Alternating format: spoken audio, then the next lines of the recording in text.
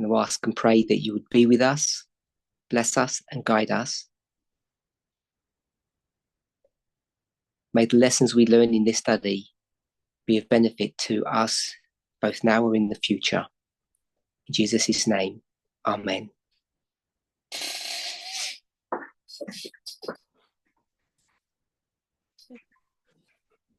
Before we begin, I can't see the translation button. Oh, wait there. Yeah, I found it.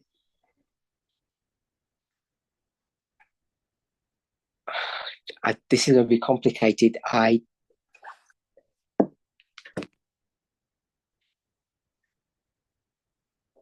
soon as I put on translation, it's going to come on my audio feed on my iPad.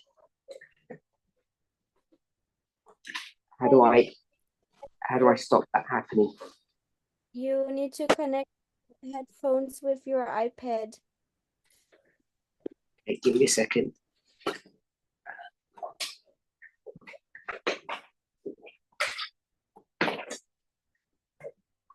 Sorry, everything was set up to do it the other way around.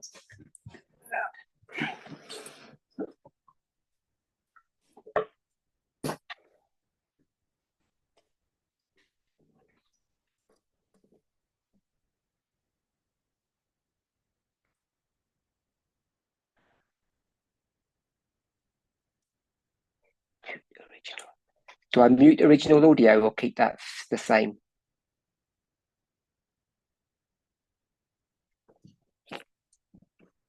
Can you hear me? Yeah, I think you can. Give it a try. Yeah, This is just with the original. mute original audio, or leave it as it is? Leave it as it is.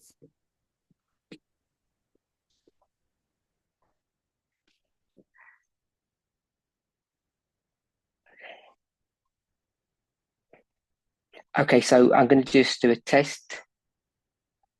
I hope you can hear me because I can't hear my translator. Okay, I can hear you there. That's good.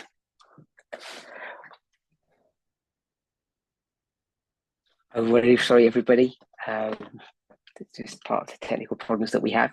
So just so that everybody knows, I'm just running this meeting on my iPad.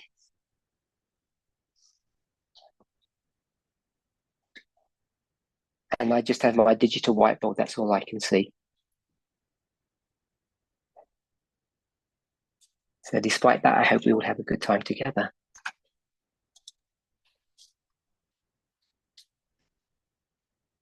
Okay, so I have 4 members from South Africa joining me in person.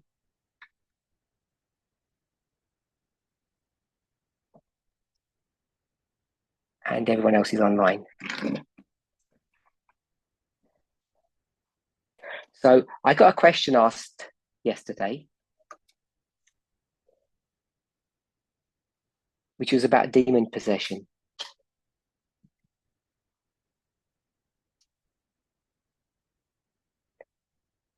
So I just want to have a short discussion on that subject.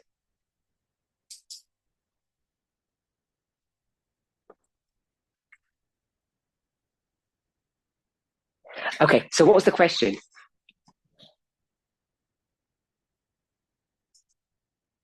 I wanted to know what is a demon. So part 1 of the question was, what is a demon?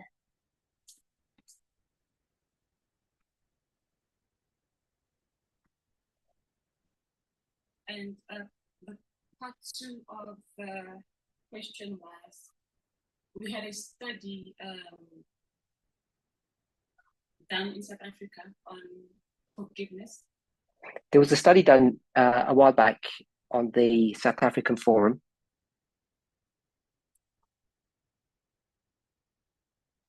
And the subject was on forgiveness.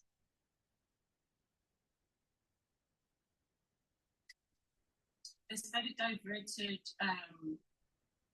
into abuse and how we treat abusers. The study drifted a bit, and then it went onto the subject of abusers and how they are viewed or treated.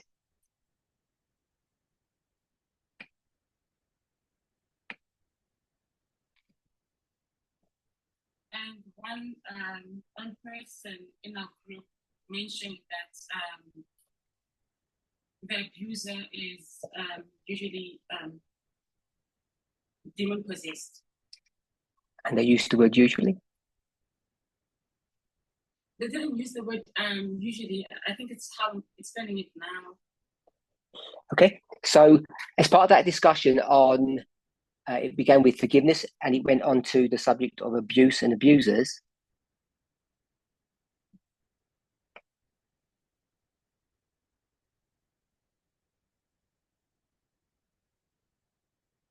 Someone suggested that the reason why these people do abuse is because they're demon possessed.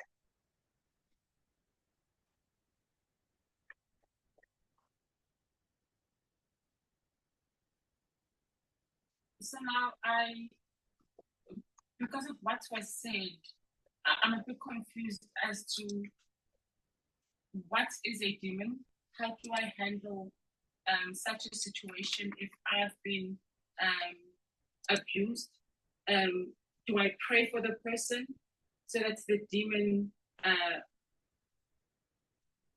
goes away? And do I not continue, with the process of going to the police, reporting it? It just gave me that. So as soon as you start talking about demons possessing people,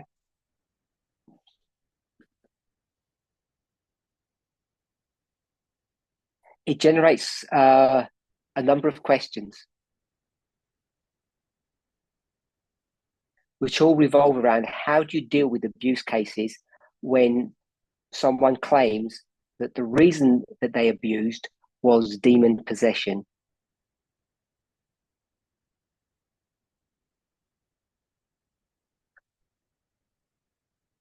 Are they cognitive of their actions? Are they responsible for their actions?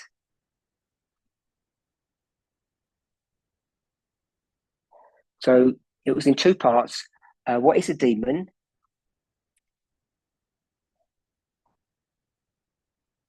And when it comes to the subject of abuse,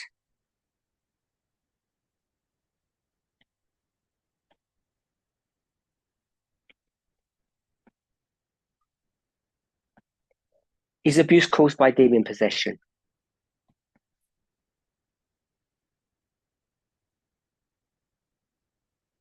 So I don't mind anybody commenting or joining in.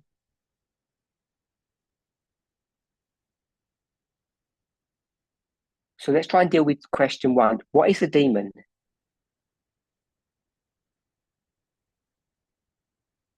So I'll ask the group here, does anybody want to venture what they think a demon is?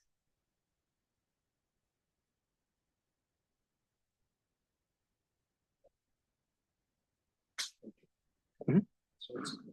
So demon, according to the Bible, it's Satan's agent or fallen angels. Okay, so someone here has said that according to the Bible, we know that a demon is a fallen angel.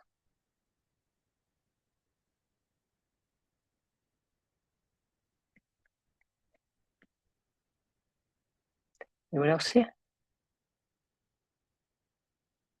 Just to add, so even when you look at the examples of one of those demons in the Bible, he was directly taking someone out of the captivity of that power behind, talking about the essence, power behind which can be like what that is saying, it's a fallen angel. So he was already directly attacking that spirit.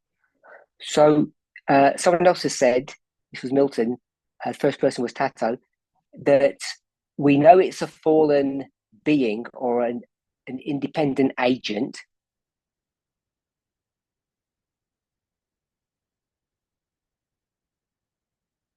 Because when you see the stories in the New Testament, Jesus is dealing with a third party, not with the human being.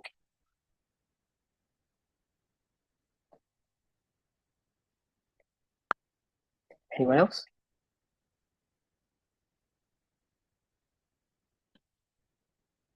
Anyone online? So I'm going to leave this for Aileen to supervise or monitor because I don't have visibility.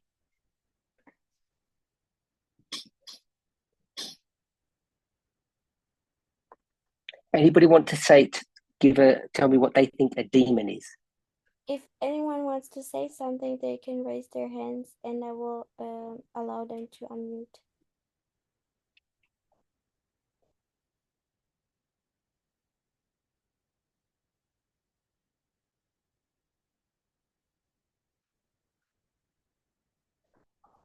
My translator just said something. Were they translating me or did they translate what the person said? Because I didn't hear what the person said.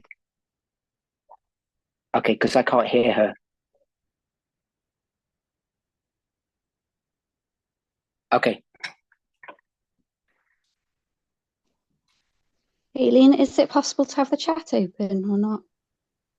Natalie. Parminder, do you want the chat to be open or not? I can't read the chat, so Yeah. I don't know if it's going to help. If you find it helpful, I'm okay to do it this time, but I can't see it, so. Okay, there is 2 hands. I don't have Zoom on my phone. Yes. There is somebody who wants to say something. I will unmute his.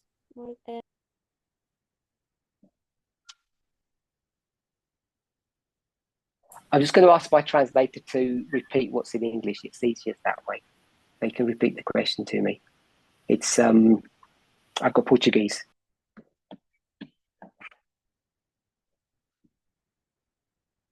No one has any thoughts?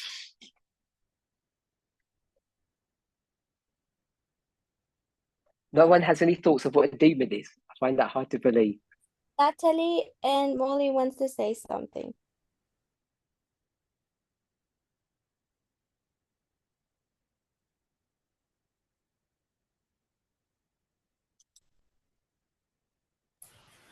It's an evil spirit.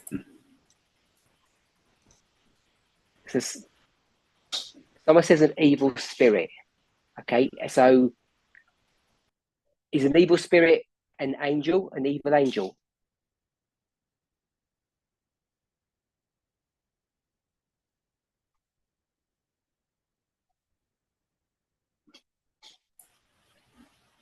Yes. Okay, so I guess the first thing we'd want to do is someone here mentioned that according to the Bible, a demon is a fallen angel. So I guess the first thing is if you go to the King James and you look for demon,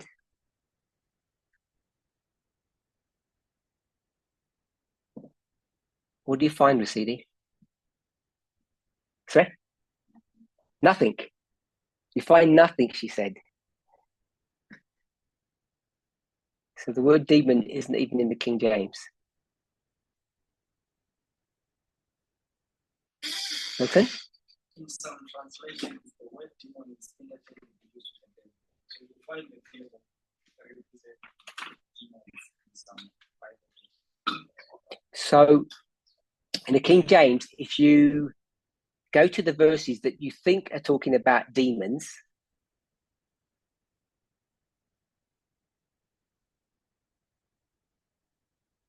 what you end up finding is that the word devil is used.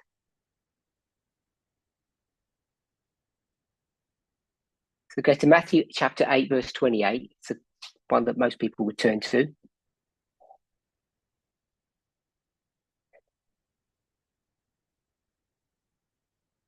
I'll read the verse in English, give the translators time to find it.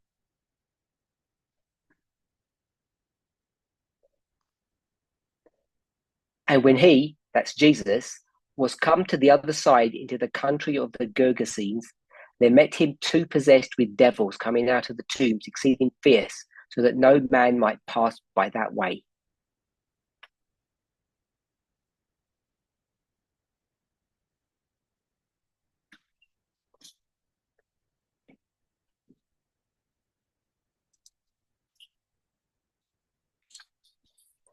And as Milton said, if you go to, not any, but most revised versions, that word devil that's used in that verse ends up getting translated as demon.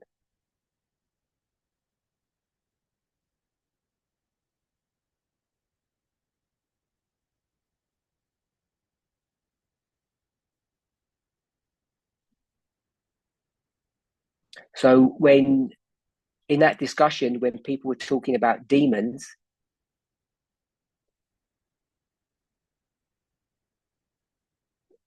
maybe they knew it, or maybe they did it inadvertently, but they were using a term that's not in the King James, but it's in revised Bible versions.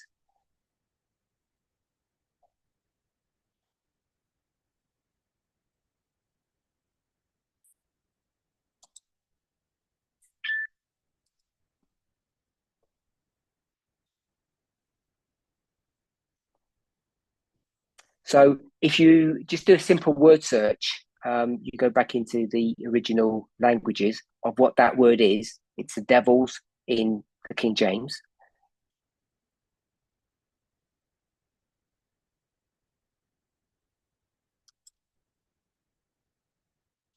I hope if you've done that, if you've done it, or you're doing it in real time now, you can see what it actually says, what those words mean.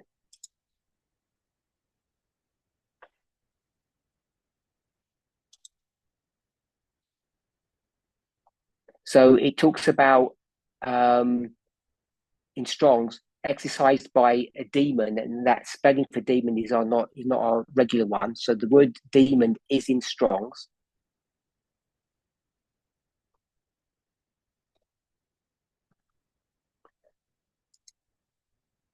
And if you go in, there's a subword or a root word of that Greek word in Strong's. It says a demon or a supernatural spirit.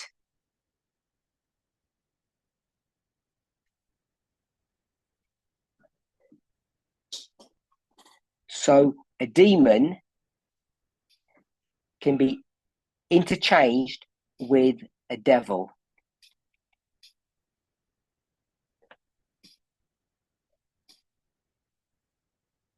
And if we were to research further,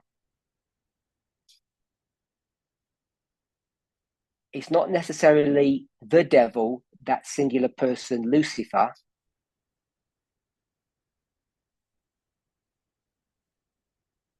Someone here said an evil spirit. Or we could call it a fallen angel.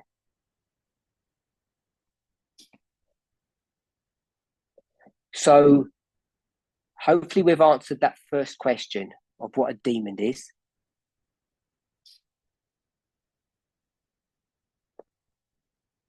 It's what most people understand it to be.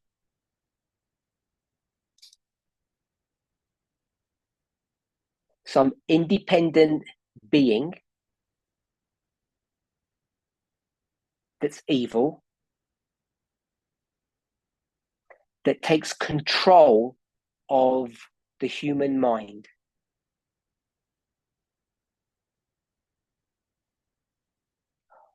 And sometimes not just the mind, sometimes it's also the, we'll just say the body or the nervous system.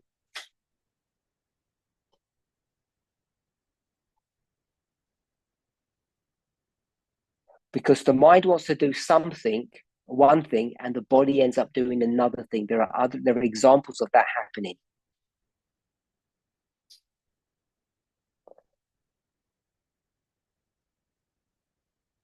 Vasily, you had your hand up. Oh, okay. Does that answer that first question? It gives me information. Go ahead. I don't know if I completely get it. So she said hasn't answered the question, but she's informed, and she doesn't completely get it. Means understand.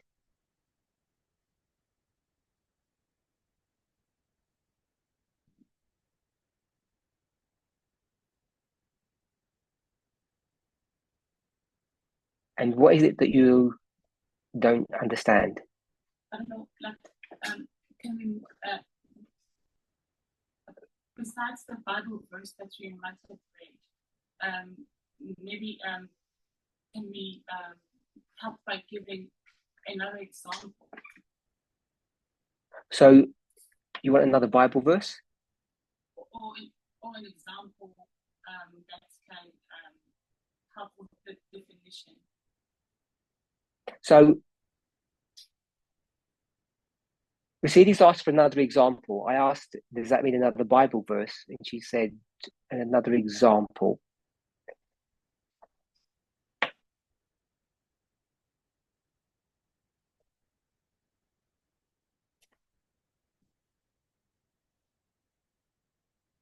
Would you agree the only safe place to go to is the Bible?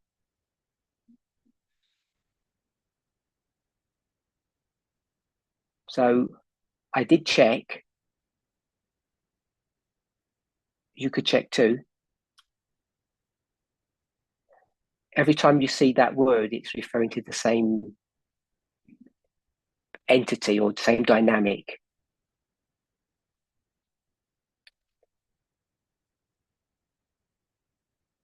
It's an independent agent that is symbolized by an evil spirit that takes control of a human being.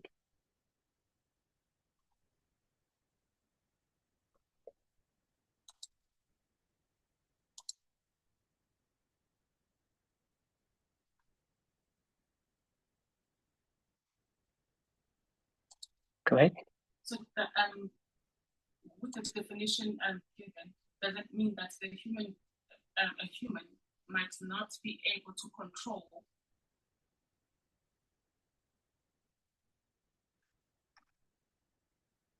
themselves, not being possessed or controlled by this evil spirit? The verses don't inform us of how the person became possessed.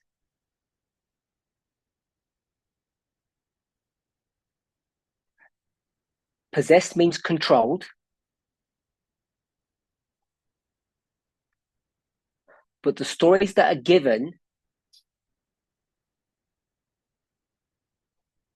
indicate that once a person is controlled by a demon,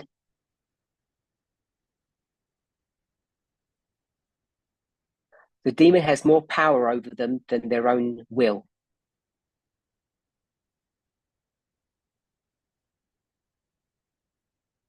So they end up losing control, and the demon or the devil ends up taking control.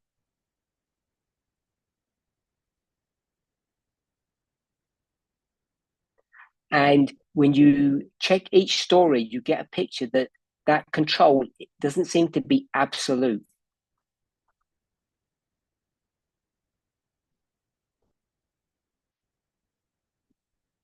So back to my question to you, what more information do you need to say that you are informed?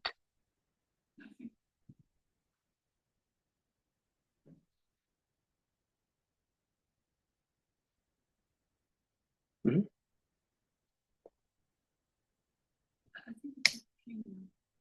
Yeah. So if we're okay, we know what a demon is. The question that's of importance to us is where people misbehave.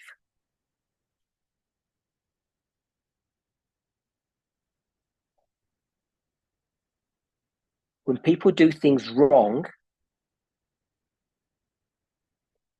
who do we attribute blame to? Or who do we hold responsible?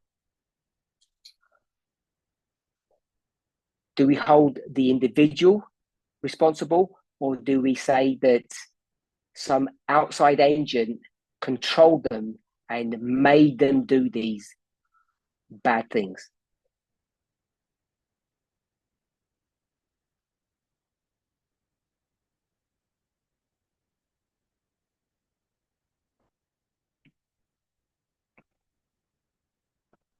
Anybody want to comment? Yes, there is somebody who wants to comment. Just a second. Someone spoke, but I can't hear it loud enough. Sure. Okay. So, please, Josephine, unmute. You want to say something? I was asking, can we please have the chat open? Because I think we would have more people sharing their thoughts, and you could just respond the answers, please. Sure, I'm fine to have it opened. I didn't say no. Okay, I will turn it. Sure.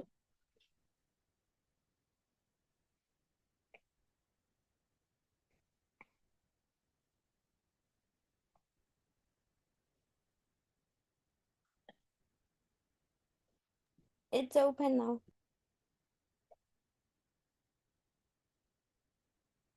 Okay. Anyone here want to comment? So it's about why people do bad things.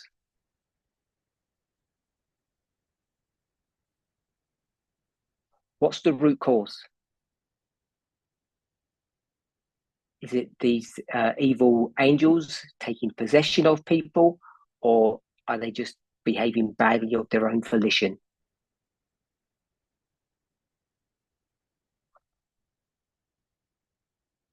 Two people say both.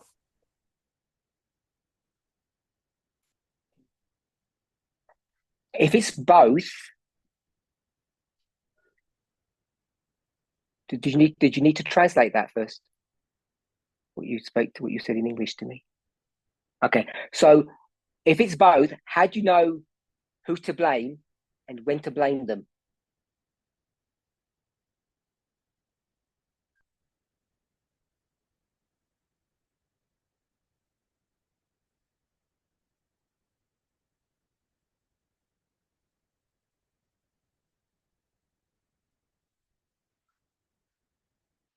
So I have a few answers. Somebody said both fallen angel and individuals. Well, it's not. If they're demon possessed, it's not their actions; it's the demon's actions, isn't it?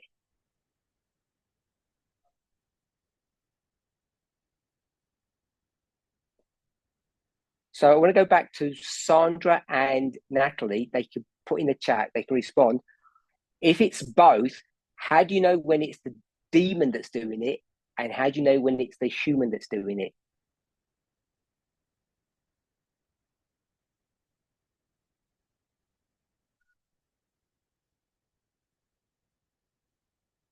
Okay, as they're doing that, someone, Kata, want to say something?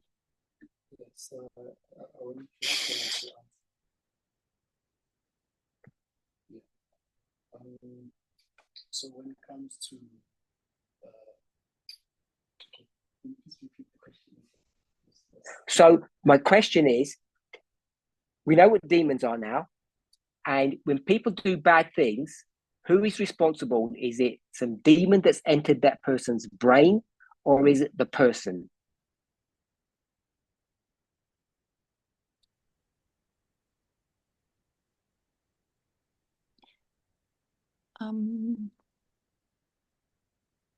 Some people have said both, which means sometimes it's the human, sometimes it's the demon.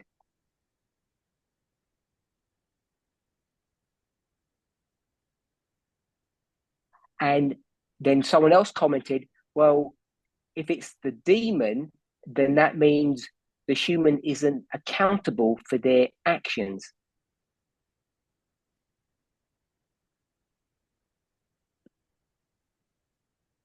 You have to first yield to the Perfect. demon. So my thinking is that a demon is a word that is used to describe a bad behavior or bad or sin, something which is sin. Hence, I would say that since we're putting the word demon out there as fallen angels, we know that there are also angels of God, which we call angels. I'll stop there. So, I don't know if it was a statement or a question that the word demon is synonymous with bad behavior. That statement. So, go ahead.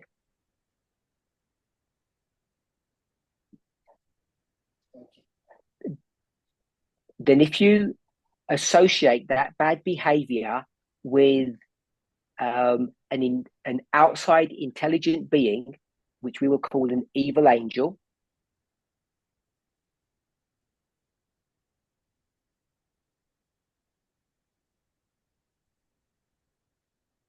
so I'm going to summarize it and I'll ask if this is what Tato is saying.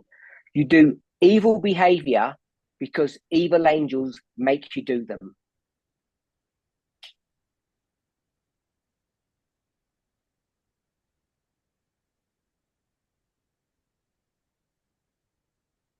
Yeah? Is that summary of what you've said so far? Okay. So I'll add that it's just that we don't use it obviously.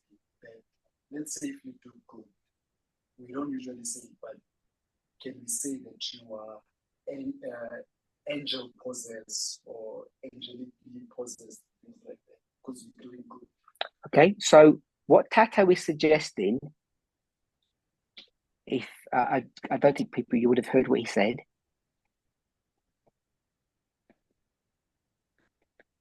Yeah, is to juxtapose two ideas.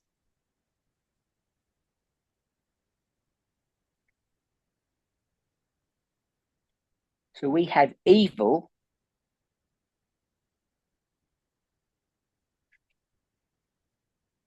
behavior and evil angels.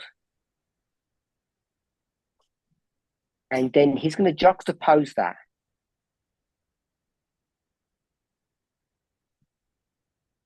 And I'm sure everybody online didn't hear what he said. Well, what would you juxtapose it with?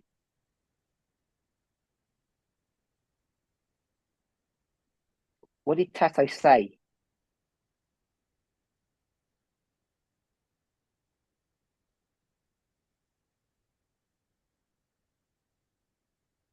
Give you a few moments to answer, otherwise Tato will answer for you.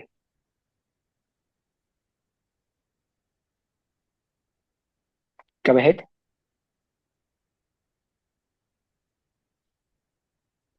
What goes on the right-hand side? Because he's doing juxtapositioning.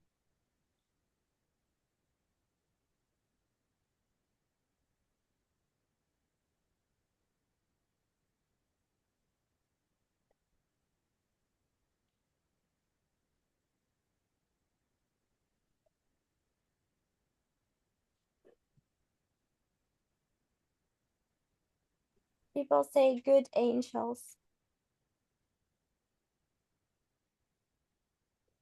No. I just said angel. People say good angels or good behavior. No.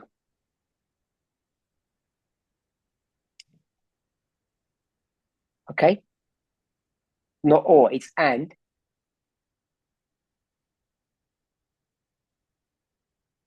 So the evil behavior corresponds with the good behavior.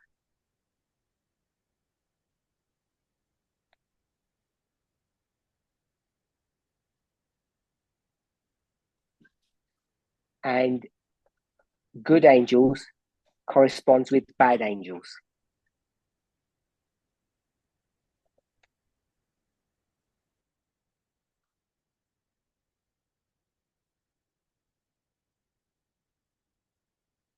Okay, so what I want us to see is what Tato has done is I say tried, he has used methodology or some kind of systematic rule to try to answer the question.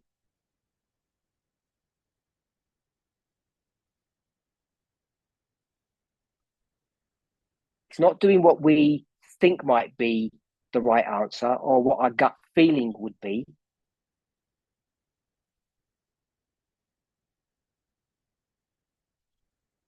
Try to apply some rules.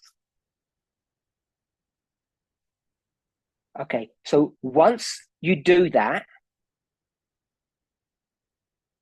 once you juxtapose,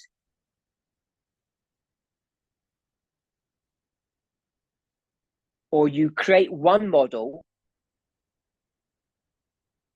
which is the one on the left, the evil model, that's what our question is, that's what we're working on.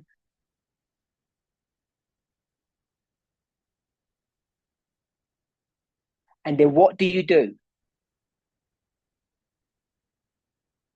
Either we can do it here or someone online. Anybody, tell me, what are we doing? What is Tato doing once we've got our model? Evil behavior is caused by evil angels.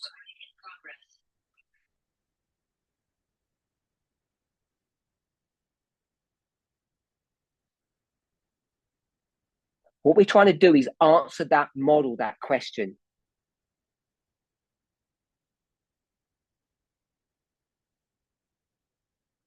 Go ahead.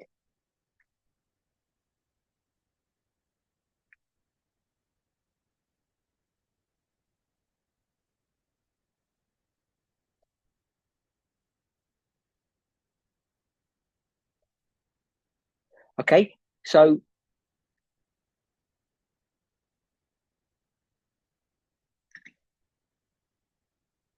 no, I need to answer that one first. I'm going to address that one first. If you have that model, then the demon is not possessing or controlling you.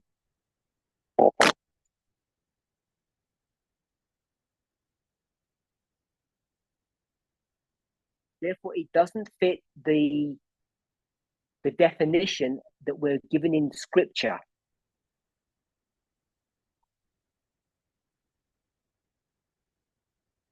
So it can't be a bad person doing what they want and an evil angel joining them.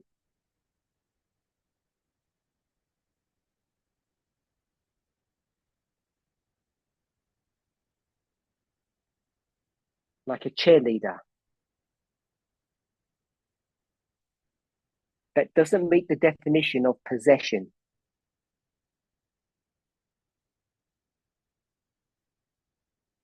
Okay, so the next comment.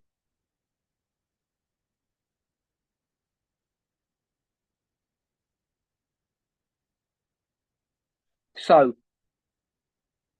what we do is we have a model that we're questioning, investigating.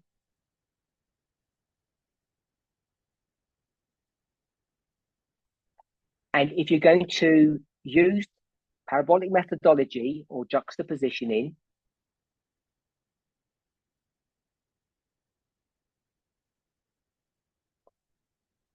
if anybody can rephrase what Justina said, what do you do?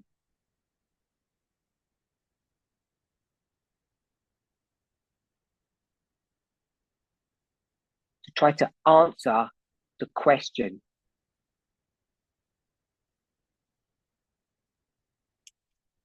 This is the unknown. So if that's unknown, how do you answer what the unknown is?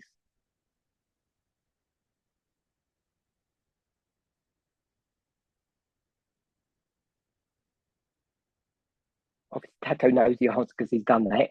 Anyone else?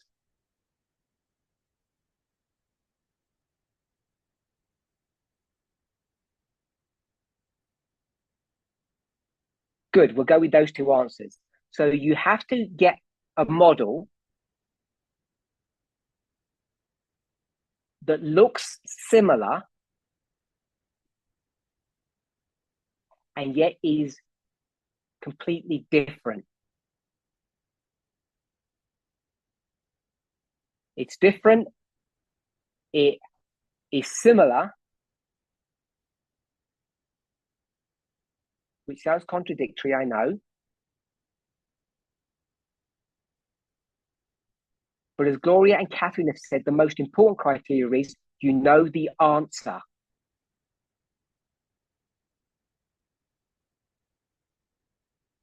Okay, so either Catherine and Gloria can answer the next ones or someone else can.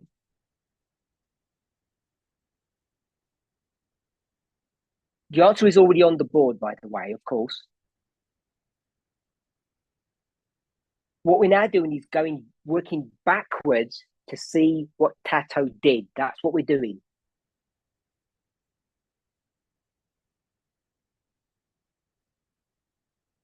Okay, we look at something that's completely different. What's something that's completely different to evil?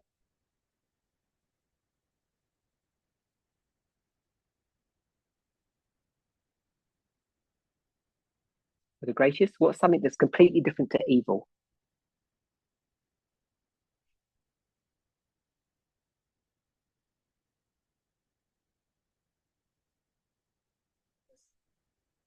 Good.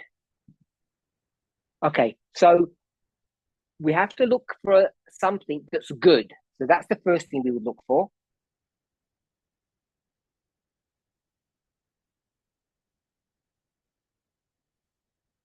And then we have to look at a model that is the same. So that was the difference, and now the same.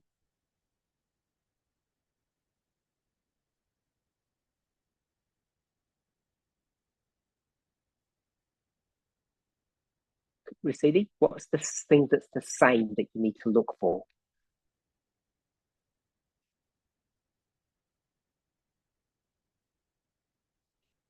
Is what we're doing, yes. So Racidi said behavior. So if you go to the left-hand side, we have behavior and angels. And there's a relationship between the two, isn't there? And if there's a relationship, we would call one something and the other something.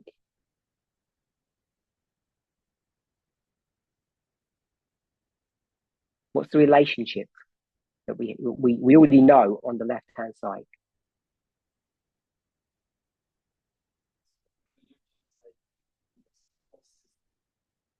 Go ahead.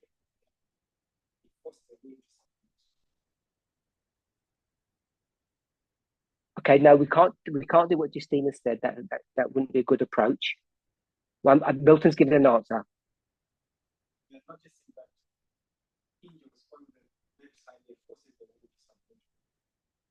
Okay, so Milton said the angels are forcing the person to do the bidding.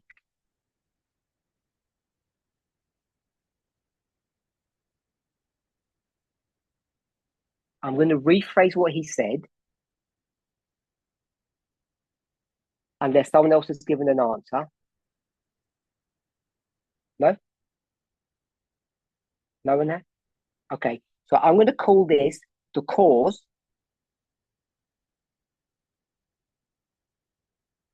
The angels were the cause, and the bad behavior was the effect.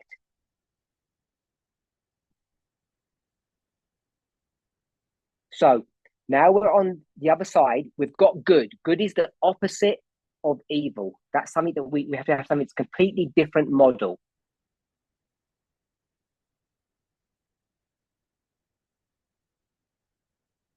The good would be what?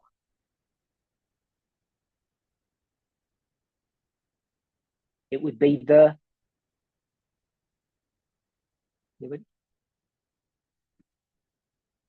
just what we just did on the left. Louder. On the left-hand side, the angels force. We're not in the angels yet. We're on the good behavior.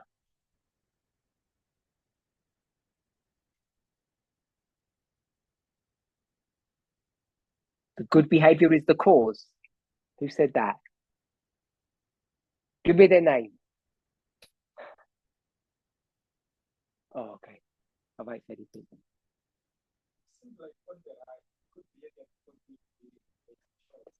That we're going too far ahead. Milton gave an answer, but it's too far. We have to take steps. The evil behavior is the effect.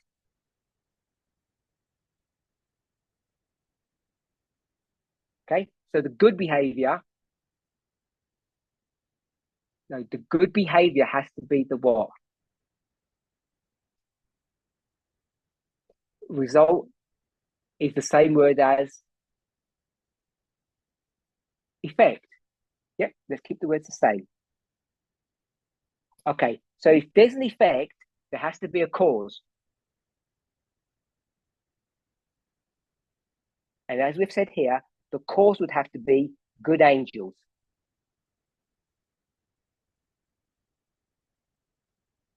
So this is how you develop the model.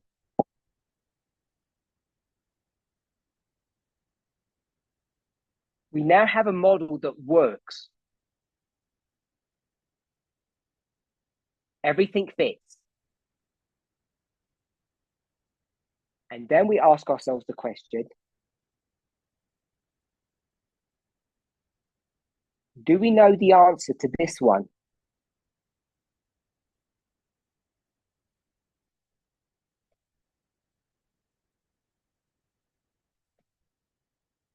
And this is what Milton was saying a moment ago.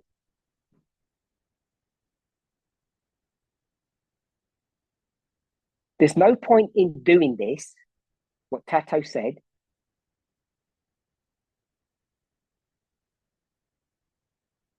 unless you already know the answer to the right-hand side.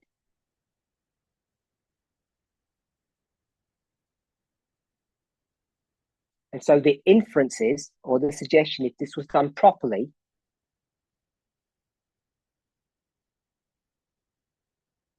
is we know the answer. So we'll call it, we don't want to call them good people.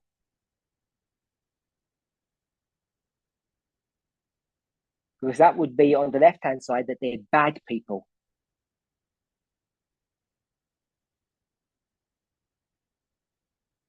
And I think we've already agreed that these are not bad people on the left, they're victims.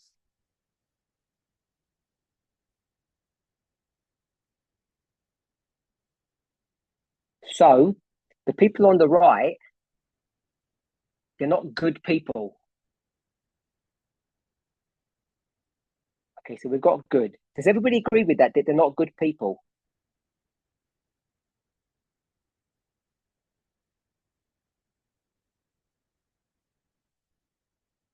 Anybody got a problem with that?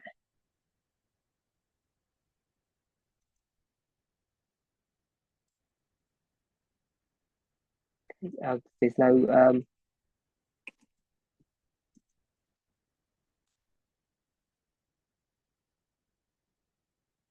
okay, so just in case we're not sure, I'll give you a Bible verse.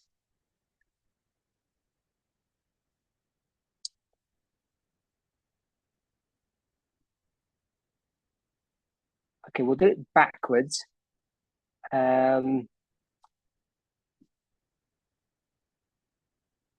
Let me see how we do this. No, we'll go to the original. So we're in Psalms 53, verse 3.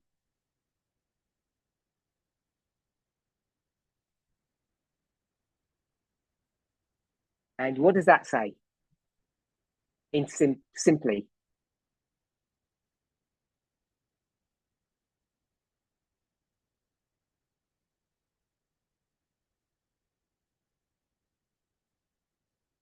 To summarize, what does Psalm 53, verse 3 say?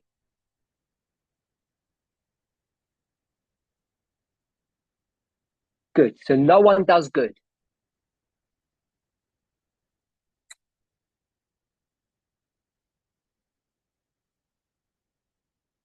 There are no good people.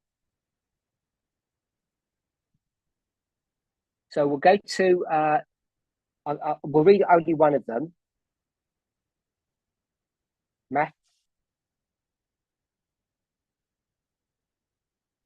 Matthew 19:17.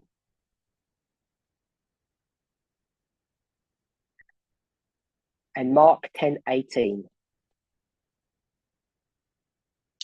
So I want us to know that what Jesus, these are both phrases from Jesus. Jesus is quoting Psalm 53. It's not some new teaching. He's just quoting from the Old Testament. And they both say the same thing.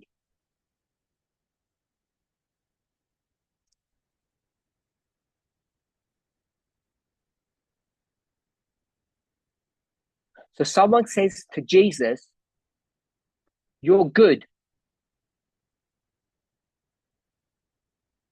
And Jesus says, "Why do you call me good?" Because there's only one person that's good, and that's God.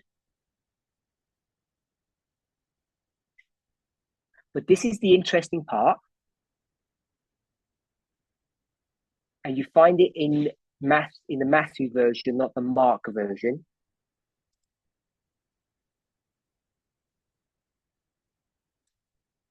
Let me just check that that's correct. You do find it in the Mark version, but you have to go to the next verse.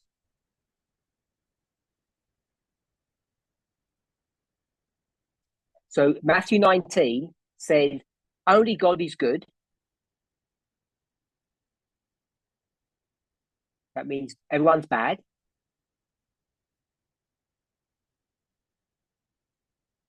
But you can still go to heaven.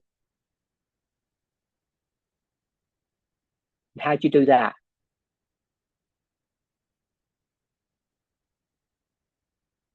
How do you get to heaven?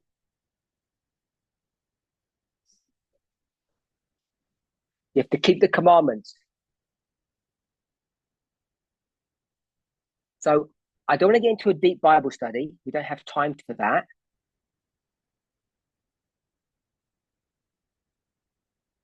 Because some of the logic is convoluted.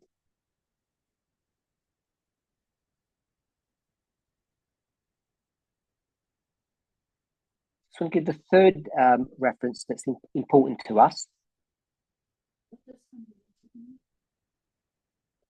Which is Romans chapter 3, verse 12. And the word convoluted means twisted or complicated.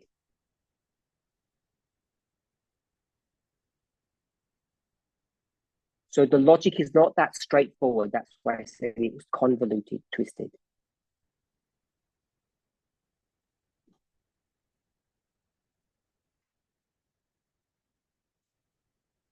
So Romans 3:12.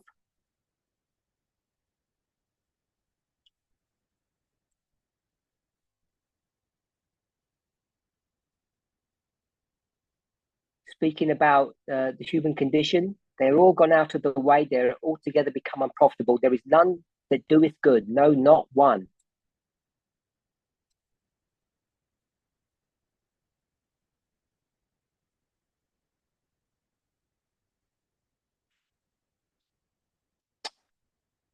Okay, so if we take all of these verses together,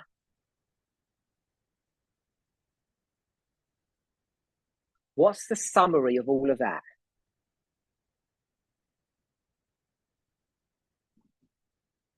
Rosidi? We're all evil.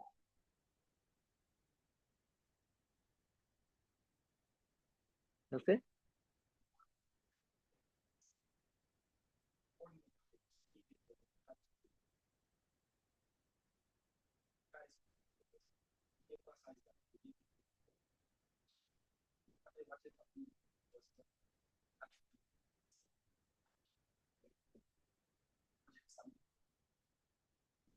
So what's interesting about this, Milton said, is that when you do anything good, you can't take the glory to yourself.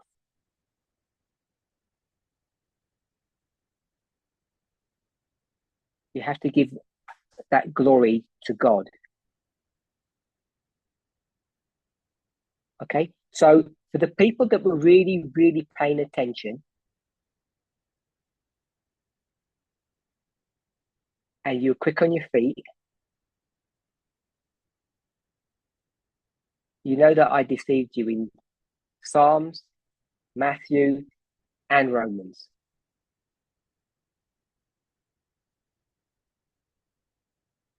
Because in Psalms, who is not good?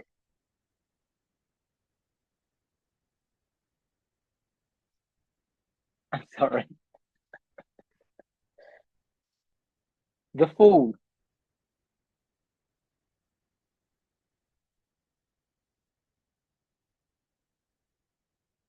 They're the ones that are not good.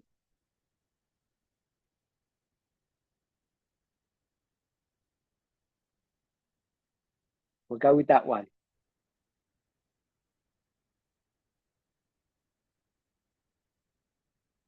The reason why this becomes complicated is because in the Gospels, Matthew and Mark,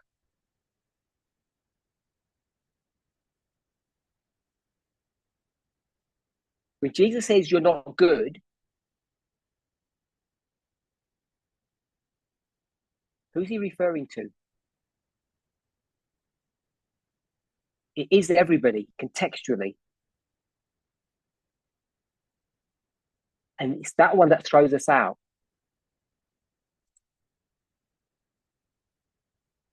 Because if you go to Romans, and you just check the context, you'll see that it's talking about, we'll call them the unrighteous or the unconverted.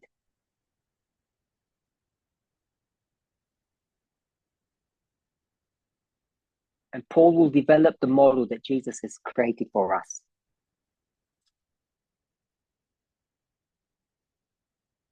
Okay, so this is why I said it's rather convoluted and it's not straightforward.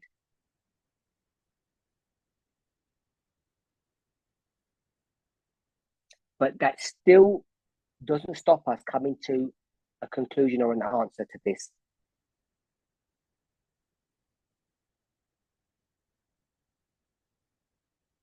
So, all these good deeds that we're doing, this good behavior, the effect,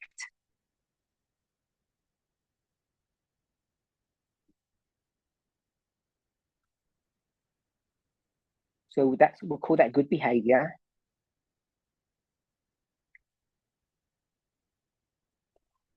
Do we do good behavior because good angels possess us?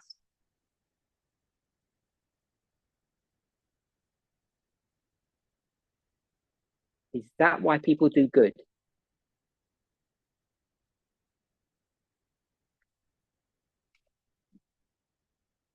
So I've put good angels. And someone said no. Anybody going to say yes? Or do we already know the answer? Who was that?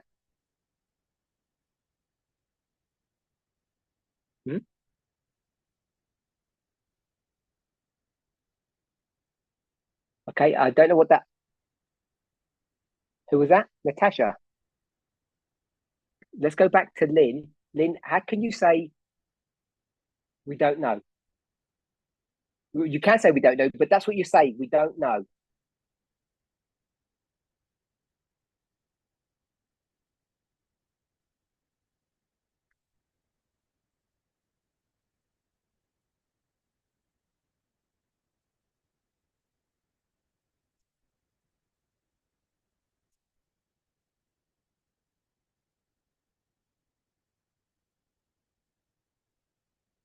Okay, so Lynn, have you learned?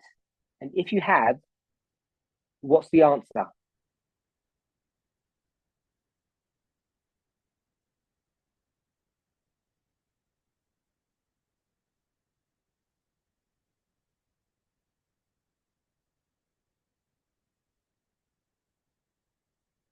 So good angels don't make you do good deeds.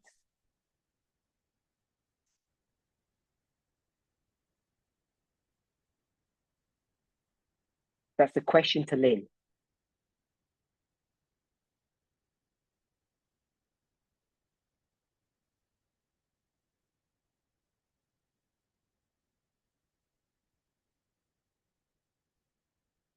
Okay, so Lynn agrees with Natalie. And is there anyone else has this idea that says good angels control us and they make us do good?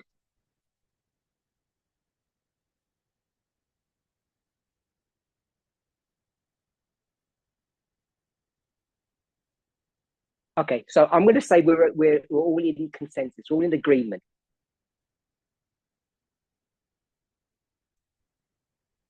With this model that Tato gave us. So on the right-hand side, we know that there are good angels, and we know that the people do good.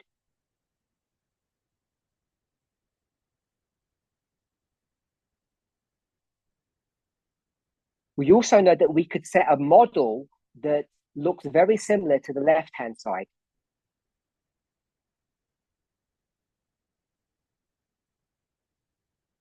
Has the same logic, cause and effect. Good angels make you do good deeds.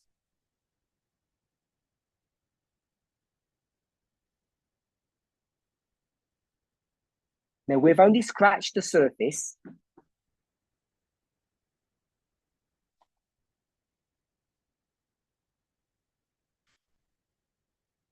And we've already, I'm not saying we've proven it, but we've already got a good intuition that good angels don't make us do good.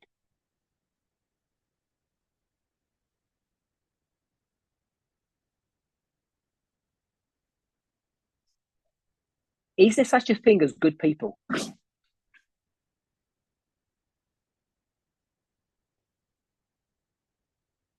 Thing as good people?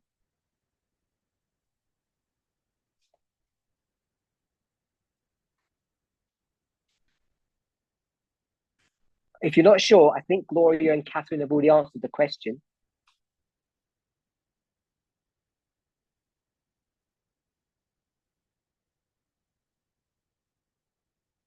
Is that the long answer? Is that the long form of yes, Catherine?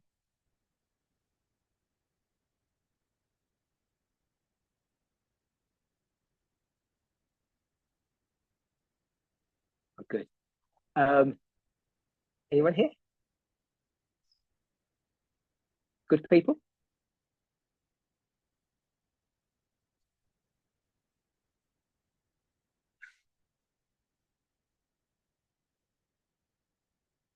You're not sure?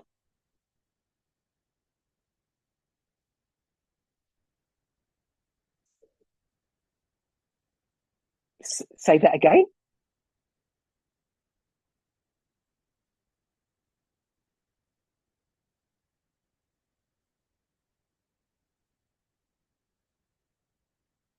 So God and I have different rules.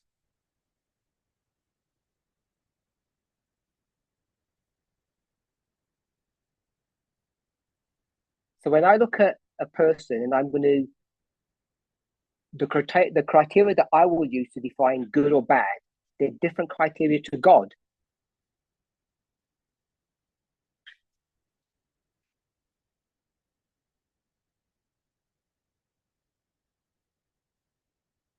That's a question to Lynn.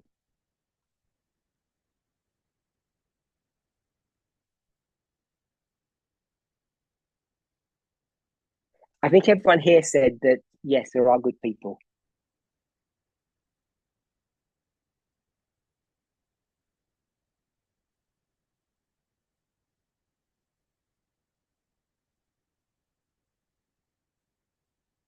So I'll give. Okay, so my question was, is there such a thing as good people? And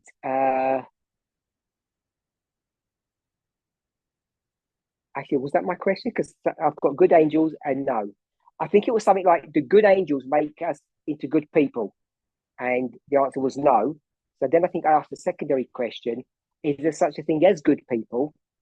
And people, the members here have said yes. And Linda said, well, they're good in human sight, but they're not good in God's sight. And my question was, are they different? Do we have different rules to define what good is?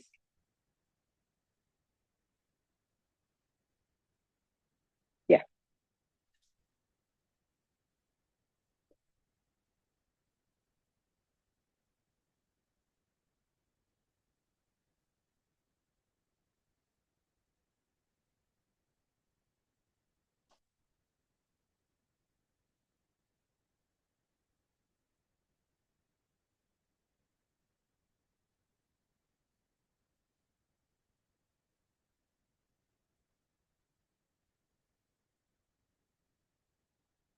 I want to remind us all,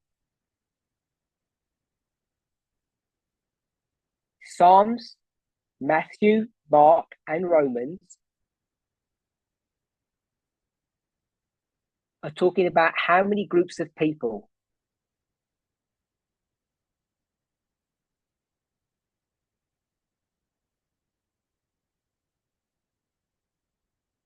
Two groups. It's the bad people and the good people.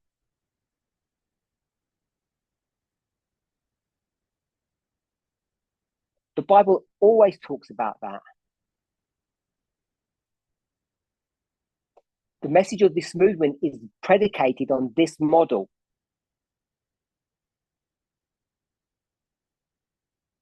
What's the everlasting gospel? The everlasting gospel.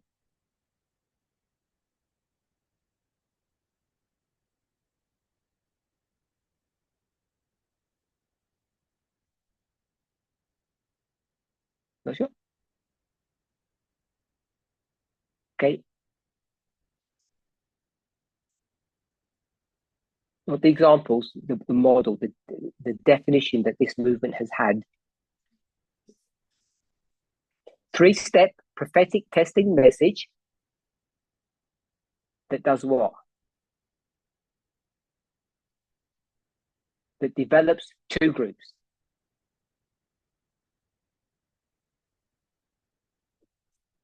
A bit louder. Okay, I think that's why I said what the everlasting gospel is, what the gospel is. It's a message that develops two classes of people, the good and the bad.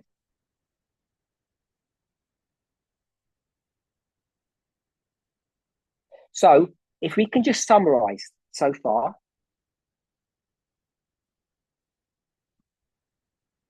there's a message that comes to which kind of people?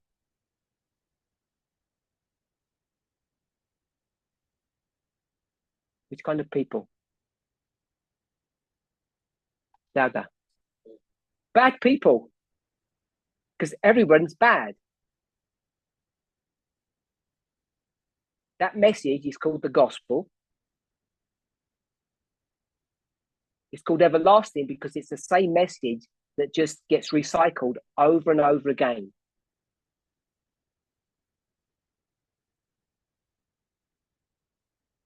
And this is not new. This is what we've understood for a long time.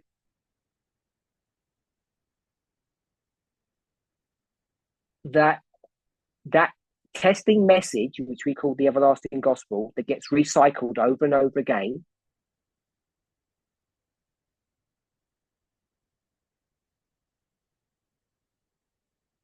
is all about relationships. How we treat people. That's the everlasting bit to the whole thing.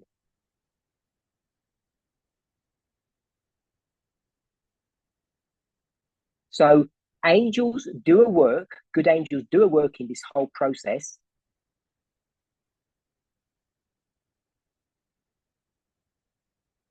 But they don't come into the mind of a human and make them do good.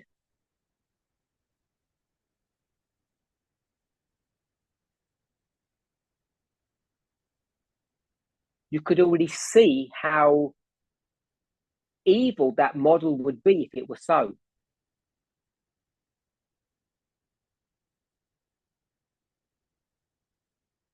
That model is what I would call the model of predestination.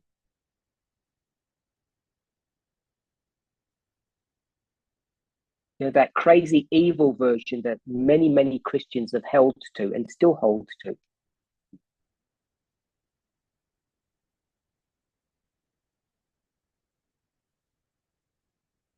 And if we don't believe that, then we know that good angels cannot be the cause of your good behavior, which is the effect.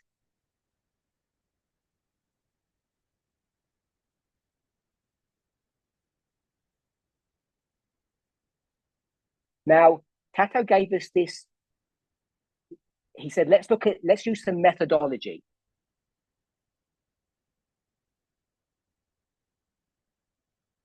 We began first by looking where?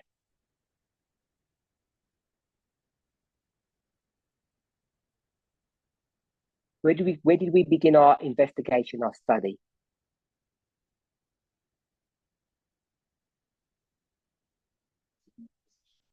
We looked at the word demon and we said, where will we look? Bible. So if you're going to do things, in order, you begin in the Bible, and then where'd you go? Where'd you go after the Bible?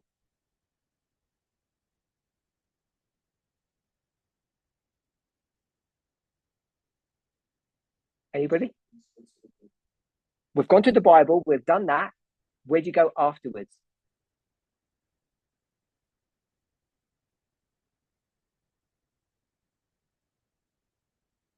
You go to the spirit of prophecy. So Tato allowed us to skip that phase, so I want to go back to that.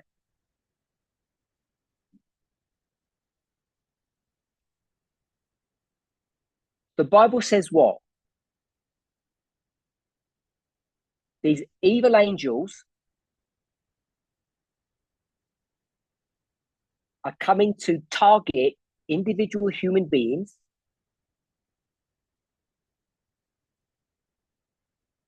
We haven't studied who they target.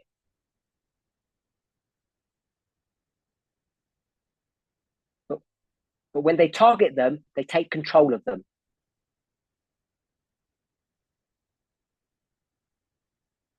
And it's the angels that get told off, not the human agent, not the human victim.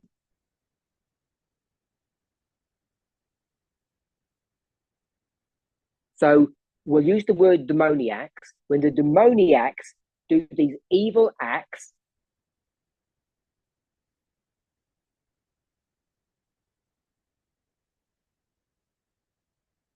abusing people, Jesus blames the demons, not the humans.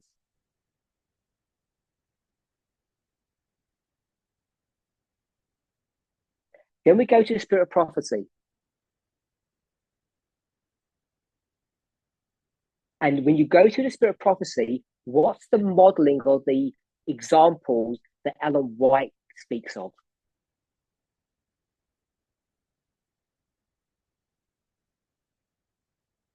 What's the themes that she discusses, that this movement has discussed?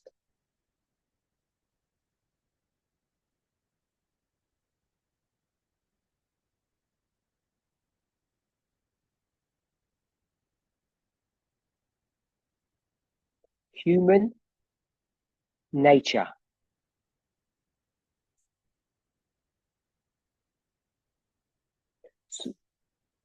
Good.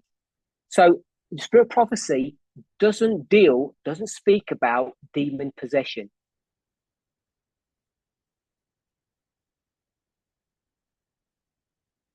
In the Conflict of the Ages series, the 5 commentaries on the Bible, she speaks about those biblical examples, those stories.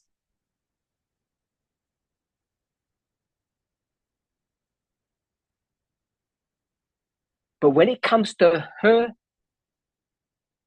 time period,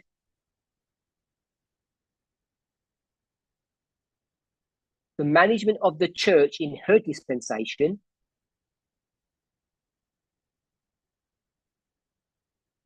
with all the bad things that are going on in the church, the bad behavior, she doesn't attribute it to bad angels.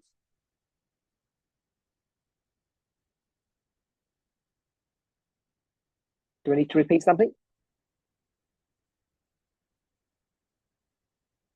Okay, so she doesn't attribute it to evil angels. She attributes it to human nature.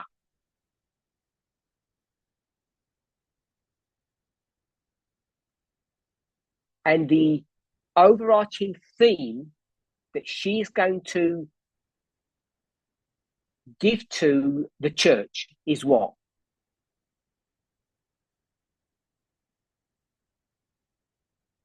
It's one that's been our mantra for years now.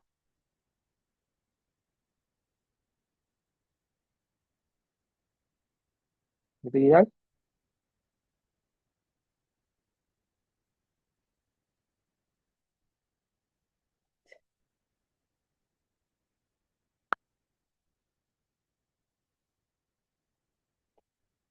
The true force of the will. Good. Caught up with me. The true force of the will is the model that Ellen White gives us to solve or to discuss the problem of behavior.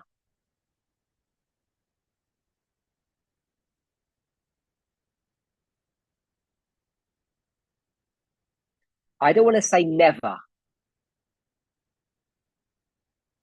but it's like 99% that she will speak about human nature and the will as the driving agent to bad behavior.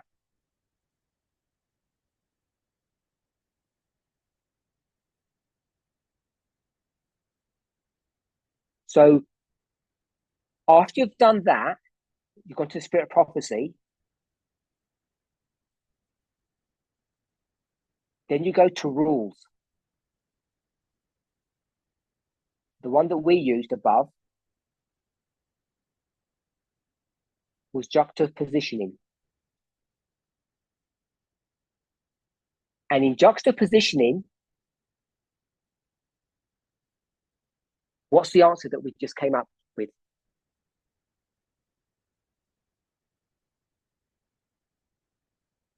We're trying to answer this issue here. What's the answer that we said?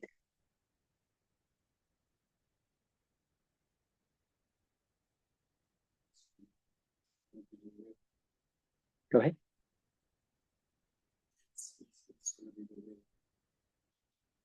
A bit louder. It's the will. Okay. Anyone else?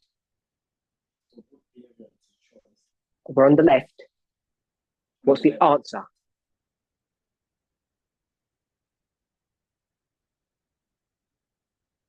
Why are people doing bad behavior?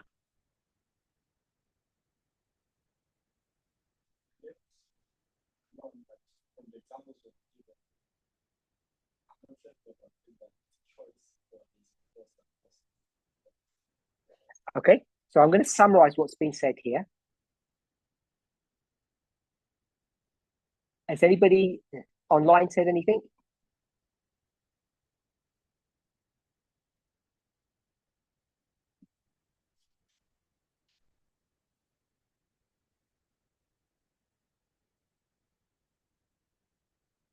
Okay, so what Debbie just said was pretty much what was said here.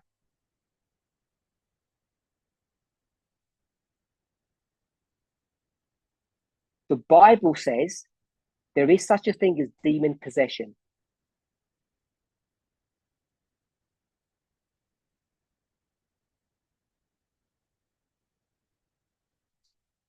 I'm just going to point out without proving it, that it's rare.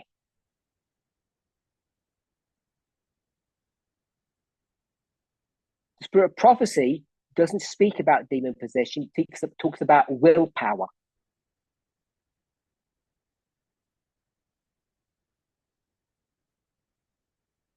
When you use juxtapositioning, you see there's also human nature.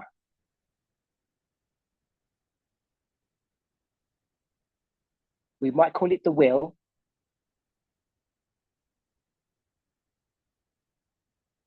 That makes you do bad behavior. It's not evil angels possessing you.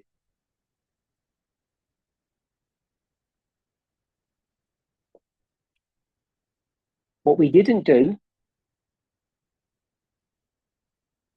is go back to the Bible and look at the 99%.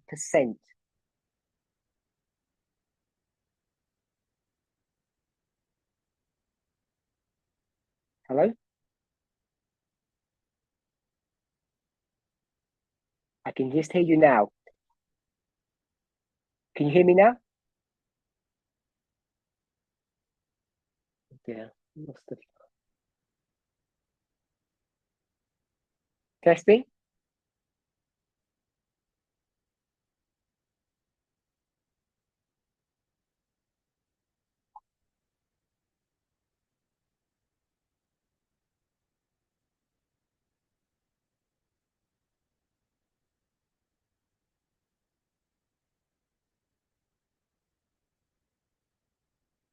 Can you hear me?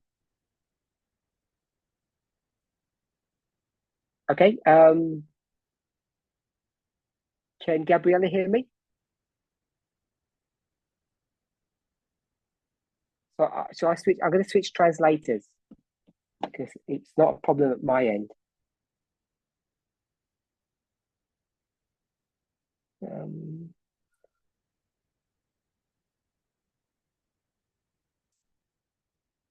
Okay, can you hear me? I'll switch to German. Okay, we're back together again. So I want to apologize about the translation. It's very difficult for me to keep track in our current format. Okay, so we've gone to the Bible, and I'm saying it's rare that the subject of demon possession does affects human beings.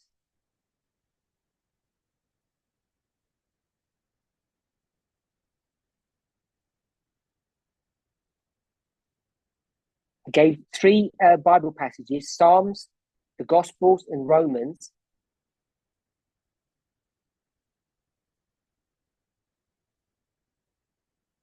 And they all speak about good and bad people, two groups.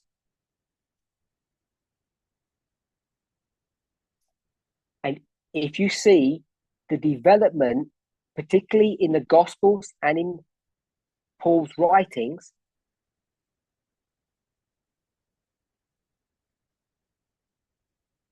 what makes you good is a personal acceptance of the message, the gospel, we would call it.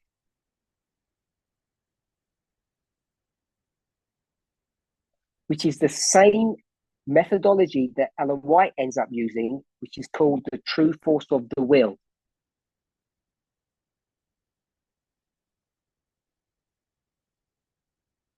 And what we ended up doing was using this rule of juxtapositioning to demonstrate that the Bible and the spirit of prophecy are correct.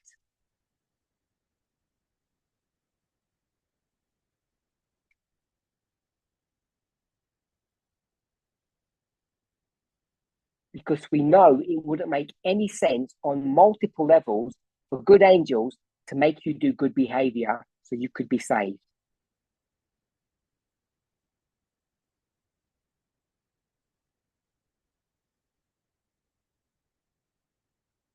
And that's the reason why the movement has never taken the position and will not take the position that evil angels are causing members in our movement to do bad things.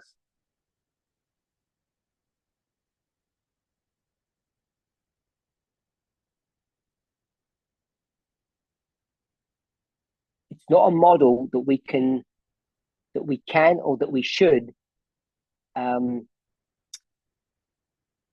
base our ideology upon.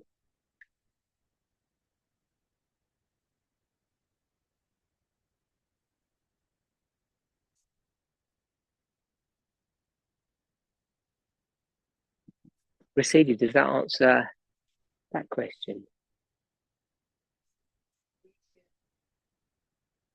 Sorry? It makes it very clear. I think now I understand the definition way better, but just information. Great. So Rashidi said it's cleared up several points in her mind.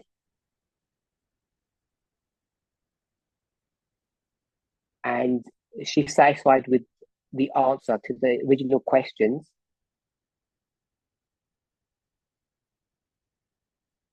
About demons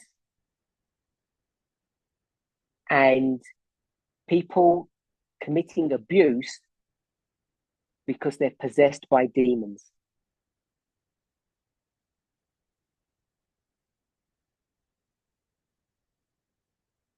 Why these are not models that we can countenance, that we can uphold or believe in.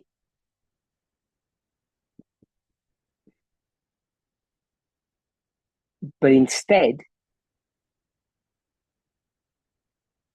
people have to take personal responsibility for their actions.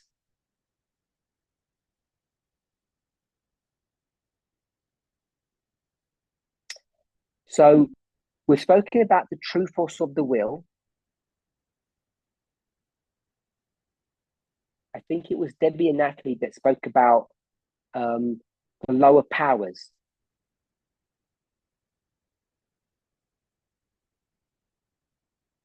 So I think it was around 2017.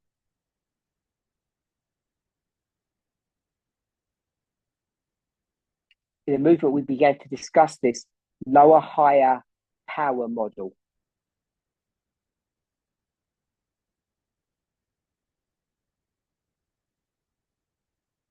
I'm not saying that's incorrect.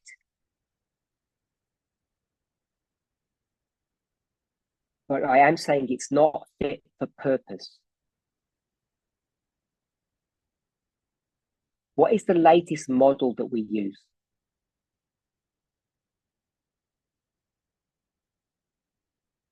And I can't remember the year.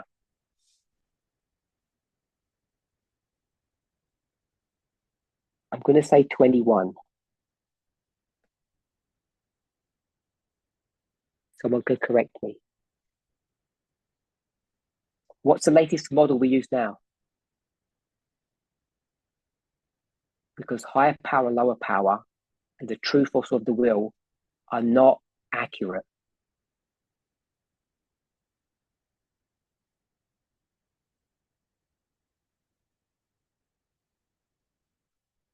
Good. So, slow and fast brain. Now, this model isn't perfect. I'm sure if time continues, we will come up with even a different or a newer model than this.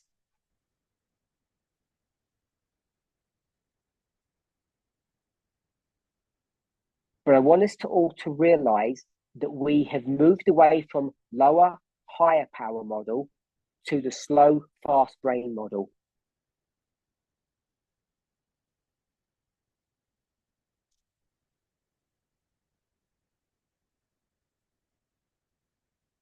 And the reason you need to do that is because I call it the 2017 model, gives you a false impression, a wrong understanding of the true force or the true power of the will.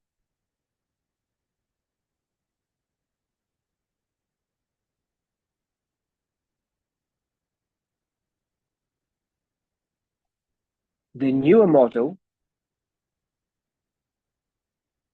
helps us to get a better understanding of how much force or how much power the will actually has.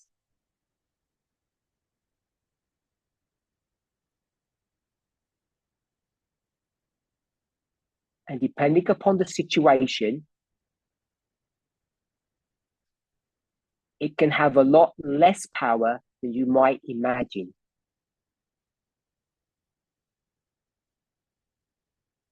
Never has more.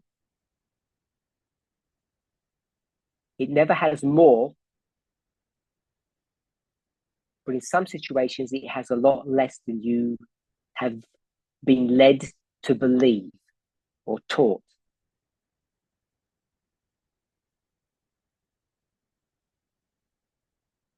And I'm not sure if everybody has understood that change or that development, not change. And the reason why that becomes important, because it means the way we deal with abuse has to be handled very carefully.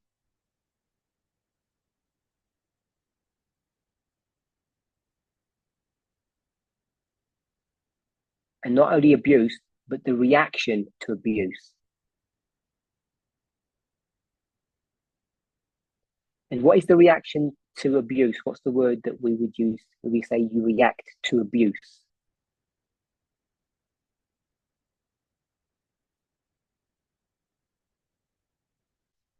Some recent studies that we've done in the recent past.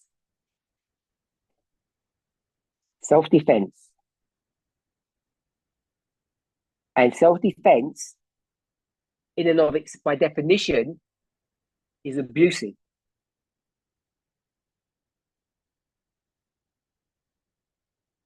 Because you're fighting back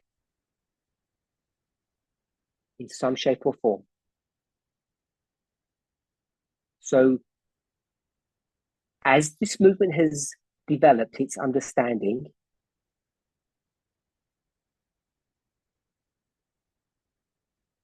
the testing message of equality came to us. It was necessary for us to develop our understanding of human nature.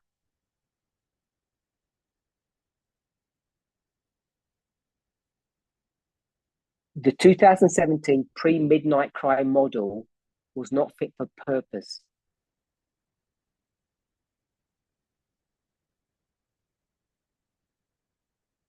And whether you realized it or not, whether we understand how God has brought this truth to us,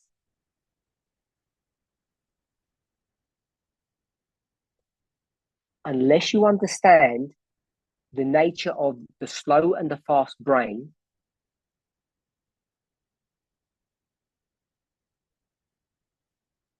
and then the development of the understanding of our right, our inalienable right to self-defense,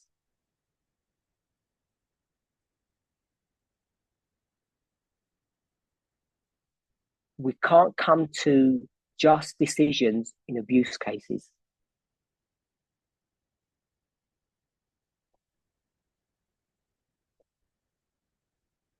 Okay, unless I've got any questions from anybody, I've finished today's study.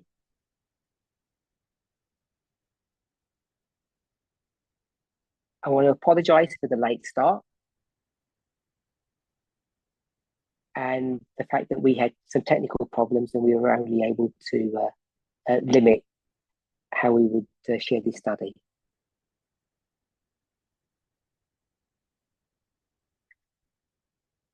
But despite that, I hope we have all learned something. I've certainly been benefited by the question and the study.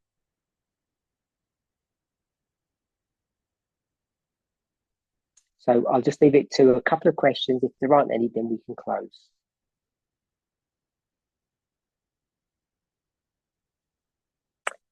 Any questions here?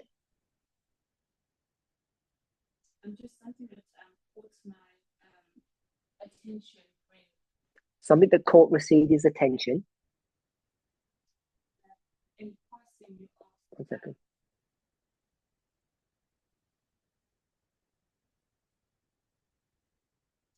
In passing, you asked who the evil angels target. I had mentioned in the study the evil angels target people, and I didn't discuss the hows and wherefore of how that happens.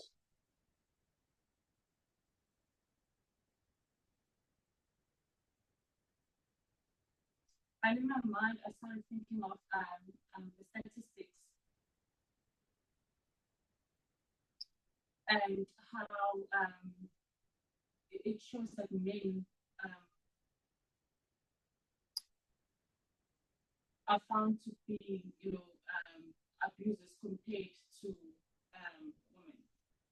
So the statistics seem to indicate that men are more abusive than women.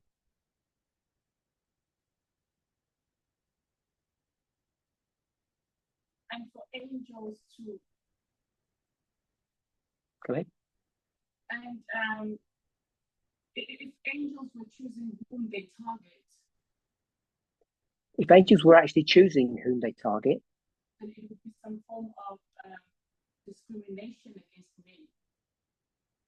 then if they're choosing men in preference to women, it would be some kind of Like discrimination, like be a form of discrimination. because then the good angels would choose the woman.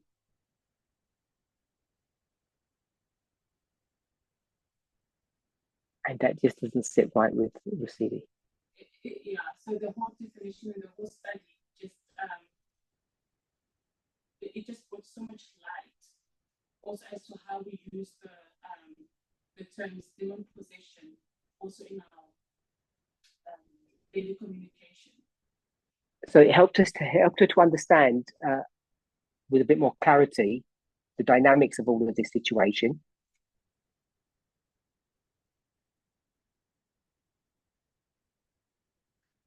Particularly the way people use the term demon possession in their everyday conversations.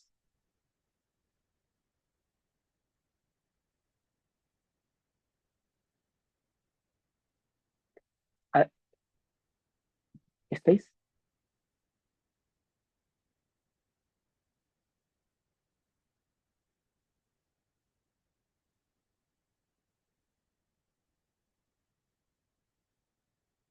So I want to state that I've never said that the slow brain is good.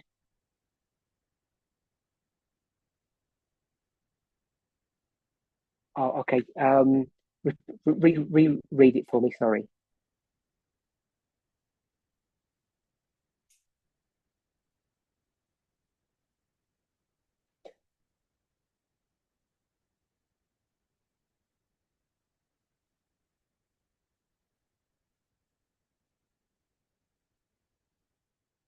I'm going to struggle to. I can't remember all of that question. So the question is related to abusers and the slow brain.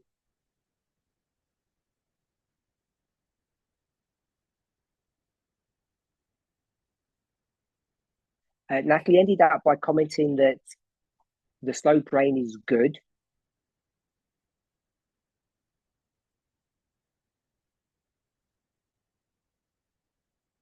And if that were the case, how could abusers use the slow brain to premeditate evil?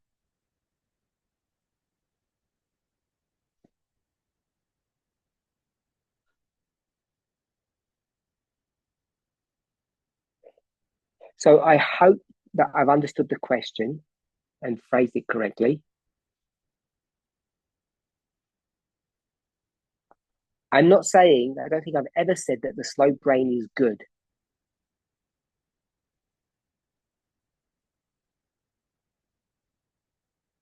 I don't think I've ever said that the fast brain is good or bad.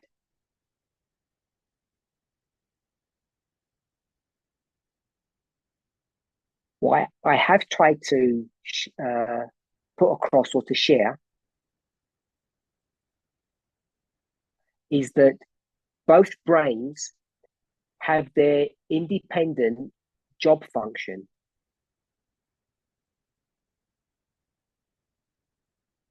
Sometimes those functions overlap,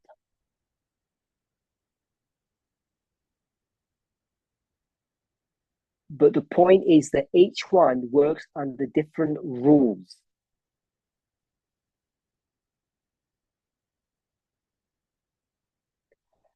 Maybe a different way I could phrase that is the accountability, is that we have to be careful about attributing accountability to each part of each of those brains, the fast and the slow.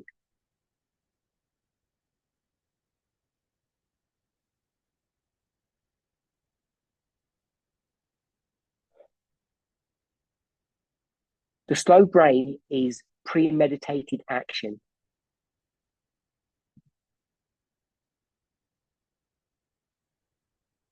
And when you consider crimes, it's that part of a person's actions or brain that need to be considered primarily.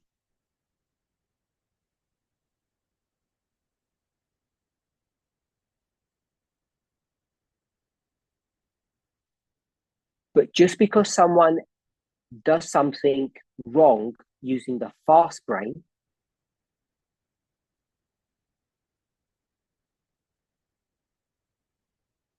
it doesn't absolve them of responsibility.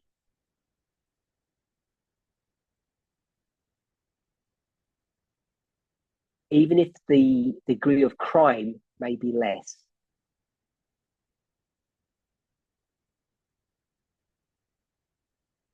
And if you're not sure what any of that means, think about the following crime. When you kill somebody, the law recognizes two levels of criminality.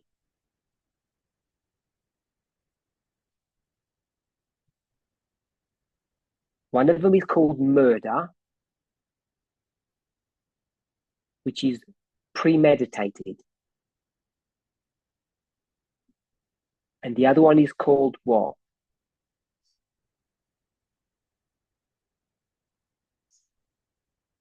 It's not self-defense. It's called manslaughter. Of course, it's a gendered term, we understand that.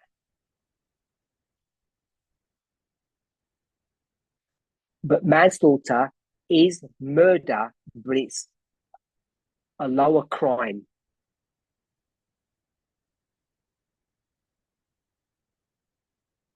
And the simple differentiation is that it's not premeditated.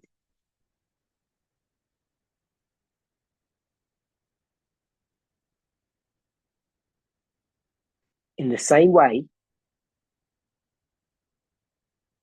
if we abuse somebody and we say, I didn't mean to, that may be true. It may have been a fast brain experience, but nevertheless, a crime has been committed. And it needs to be dealt with appropriately.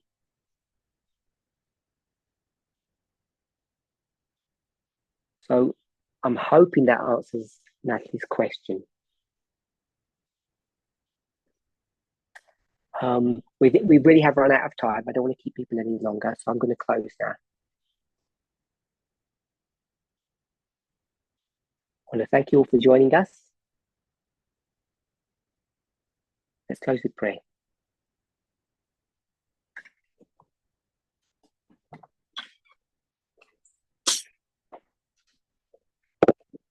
Holy God, we thank you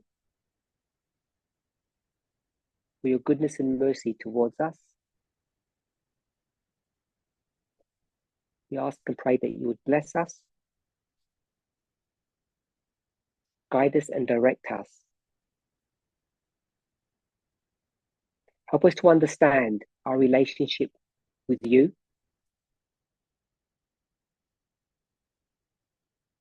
understand the work of the enemy, and have a clearer understanding of our own human nature.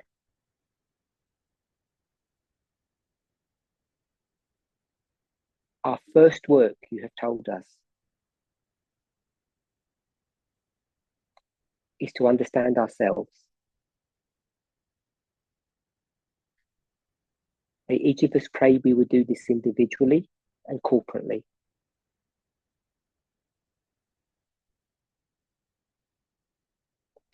Amen.